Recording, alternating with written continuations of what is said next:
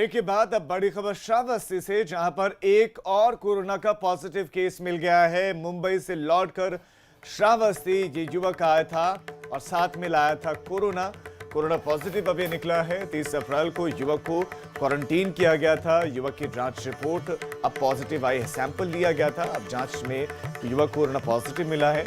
जिले में कुल 8 कोरोना पॉजिटिव हो गए हैं अब तक, एक की मौत भी हो गई है। श्रावस्ती से खबर, एक और कोरोना पॉजिटिव मिला है और ये युवक मुंबई से आया था, यानी कि ट्रैवल हिस्ट्री थी, साथ में कोरोना लेकर आया था।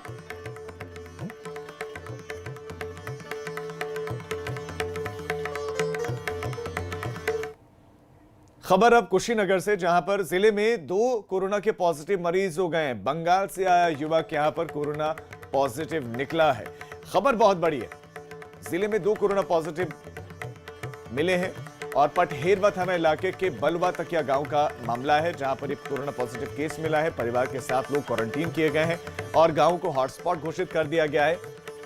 तो दुष्परिणाम पलायन के जो इस बीच में हुआ उसके अब दिखने शुरू हो गए हैं, जो लोग अपने अपने क्षेत्रों में पहुंचे हैं। अखिलेश हमारे संवाददाता और ज्यादा जानकारियां देंगे। अखिलेश, जो 2 पॉजिटिव केसेस हैं इनके बारे में आप बताइए कि कहां से ये मिले हैं। ट्रैवल हिस्ट्री एक के बारे में तो पता चली है, दूसरे की किस तरह की, और उसके बाद एहतियाती क्या कदम उठाए गए हैं?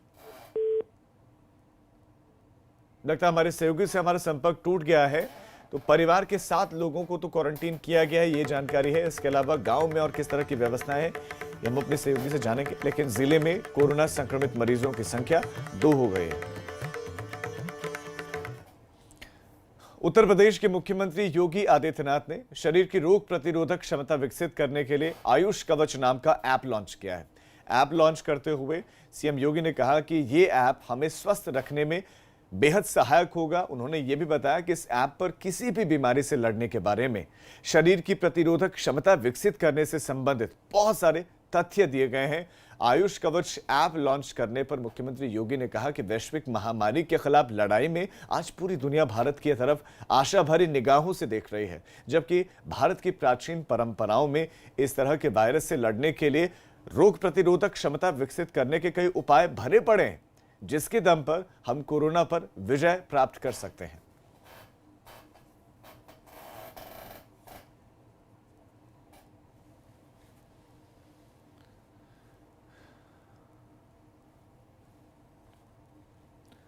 तो मुख्यमंत्री योगी आदित्यनाथ ने यह ऐप लॉन्च किया है, लेकिन एक तरफ आयुष कवच ऐप जो रोग प्रतिरोधक क्षमता बढ़ाएगा, दूसरी तरफ वो शराब भी बिक रही है जो इस रोग प्रतिरोधक क्षमता को घटाएगी। खबर अब कानपुर से, जहां प्रसव के बाद महिला कोरोना पॉजिटिव मिली है। लैब से रिपोर्ट जो आई है वो पॉजिटिव मिली है। कानपुर से खबर, प्रसव के बाद, डिलीवरी के बाद ये महिला कोरोना पॉजिटिव मिले हैं। रिपोर्ट आने के बाद हड़कंप मच गया है। डॉक्टर दंपति समेत 18 स्टाफ क्वारंटीन कर लिया गया है। सीसामऊ निजी नर्सिंग होम में ताला लगा दिया गया है। खबर बहुत बड़ी है, जफरीन अस्पताल में जच्चा बच्चा को शिफ्ट कर दिया गया है। अब यहां पर जिस तरह से क्वारंटीन किया गया है डॉक्टर दंपति समेत कुल 18 स्टाफ को, उसे लगता है कि जब महिला अस्पताल में आई होगी उनको नॉर्मल पेशेंट की तरह ट्रीट किया गया, क्योंकि प्रसव के लिए पहुंची थी। प्रसव हुआ, उसके बाद इस बीच में जो उनका सैंपल है वो लिया गया और वो कोरोना पॉजिटिव मिली है। खबर बहुत बड़ी है कानपुर से। जफरीन अस्पताल में अब जच्चा बच्चा को शिफ्ट कर दिया गया है, क्योंकि जिस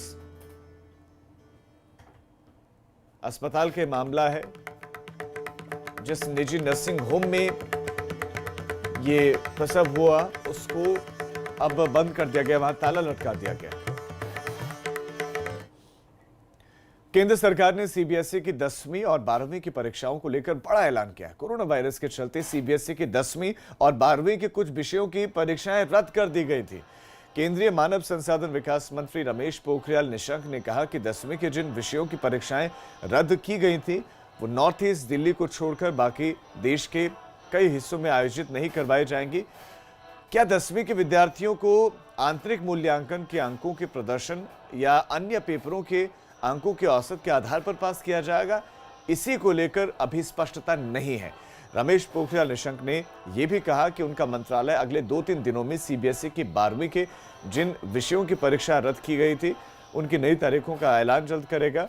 वहीं जेईई मुख्य परीक्षाएं 18, 20, 21, 22 और 23 जुलाई को होंगी। जेईई एडवांस परीक्षाओं की तारीख उनका भी जल्द ही ऐलान कर दिया जाएगा, लेकिन इसके साथ साथ जो ओपन से जिनको एग्जाम देने होते हैं, जो उनके एग्जाम्स कब होंगे, क्योंकि उनके एग्जाम्स उन सीबीएसई बोर्ड के उन छात्रों के साथ नहीं होते जो रेगुलर पढ़ रहे होते हैं। तो प्राइवेट जिन बच्चों ने 10वीं या 12वीं के फॉर्म भरे थे उनकी परीक्षाएं कब होंगी, इस पर भी उनको स्पष्टता करने इस पर उनको स्पष्ट करना चाहिए। क्लैरिफिकेशन अभी तक इस पर भी नहीं आया।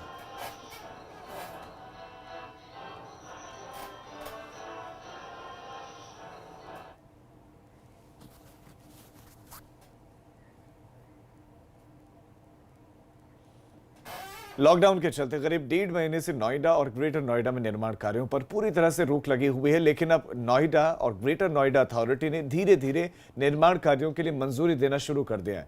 नोएडा में चल रहे कई प्रोजेक्ट्स का काम ठप पड़ा था, लेकिन अब उन साइट्स पर धीरे धीरे काम शुरू हो चुका है।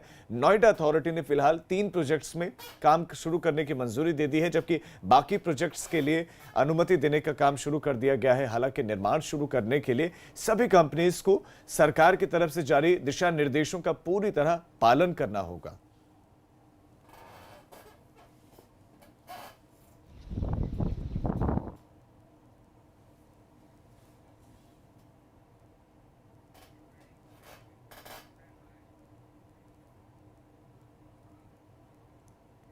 गंगा सवेरा में फिलहाल वक्त तो चला है एक छोटे से ब्रेक का।